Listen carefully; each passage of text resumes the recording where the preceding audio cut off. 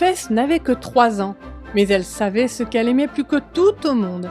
Elle aimait aller à Deep and Wide, profond et large.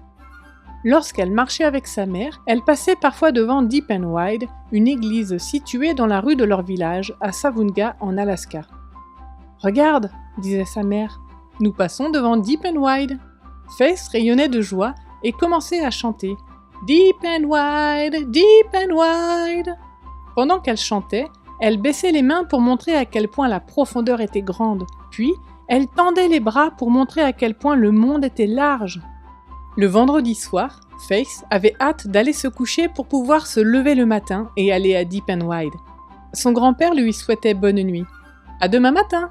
Je ferai peut-être des crêpes. » Faith sourit de plaisir. Les crêpes de son grand-père étaient son petit déjeuner préféré. Faith se blottit dans son lit à 22h. Elle a eu un peu de mal à s'endormir car sa grande sœur était encore debout. À Savona, beaucoup de gens se couchent tard et se lèvent tard le matin. Faith se réveilla à 9h le matin du sabbat et courut à la cuisine pour voir si son grand-père était en train de faire des crêpes. C'était le cas. Avant de manger, elle s'est assise avec ses grands-parents pour prier. Tous ensemble, ils ont prié à haute voix en disant « Dieu est bon, Dieu est grand ». Elle a adoré prendre la première grosse bouchée de la crêpe, c'était si bon. Elle devait être à l'église Deep and Wide à 14h. L'église commençait l'après-midi parce que beaucoup d'enfants et de parents se couchaient tard le soir et se levaient tard le matin.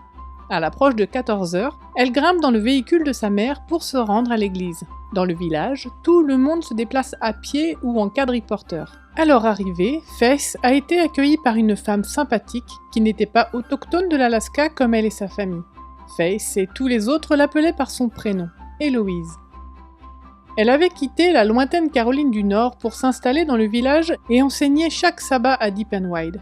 Héloïse a conduit Faith et les autres enfants à chanter pour Jésus et sur Jésus.